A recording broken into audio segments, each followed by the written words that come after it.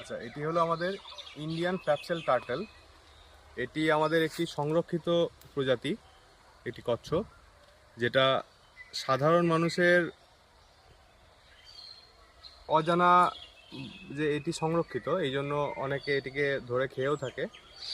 এটি আমরা উদ্ধার করেছি, এখন আমরা ছেড়ে দেবো আমাদের বিডিও অফিসের সংলগ্ন যে অভয় পুকুরটি আছে, সেই অভয় পুকুরে আমরা এই টার্টলটিকে আমরা ছেড়ে দেবো।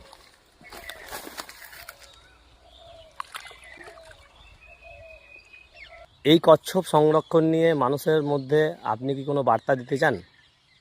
বার্তা একটাই, যে এই যে কচ্ছপটি, এটি 1970 সালে আমাদের যে ওয়াইল্ড লাইফ প্রোটেকশন অ্যাক্ট, তার অ্যানেক্সার 1-এ যে বাঘ এবং আরও যেসব প্রজাতিগুলি সংরক্ষিত আছে তাদের মধ্যে এটিও একটি।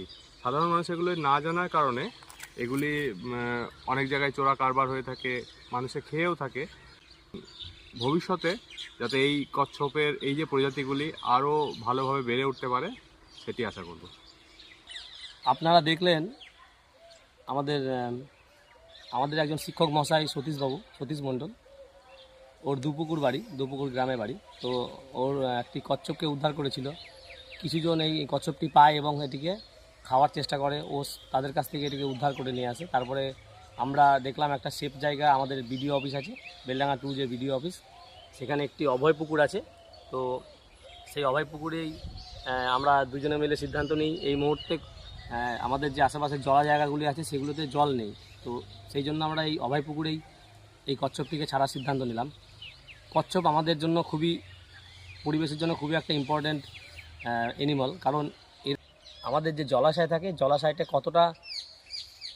কতটা আমাদের জলাশয়টি আমাদের ভালো রয়েছে বা সুস্থ রয়েছে তারই কিন্তু নির্দেশক বা ইন্ডিকেটর। তো এই জন্য সবাইকে কচ্ছপ বাঁচাতে হবে, কচ্ছপ সংরক্ষণ করতে হবে, কারণ কচ্ছপ কিন্তু দিন দিন বিলুপ্ত হয়ে পড়েছে। জলাভূমি কমে যাওয়ার ফলে ওদের যে বাসস্থান সেগুলো আস্তে আস্তে কচ্ছপরা হারিয়ে ফেলছে। সেই কারণে কচ্ছপ আজকে বিপন্ন প্রজাতিতে চলে গেছে। তাছাড়া ওয়াইল্ড লাইফ প্রোটেকশন অ্যাক্ট দ্বারা কচ্ছপ তো সংরক্ষিত রয়েছেই। কচ্ছপ ধরলে, মারলে, খেলে 7 বছরের জেল, 3 লাখ টাকা পর্যন্ত জরিমানা হতে পারে। তাই সজাগ থাকুন এবং কচ্ছপকে বাঁচিয়ে রাখতে সাহায্য করুন। ধন্যবাদ।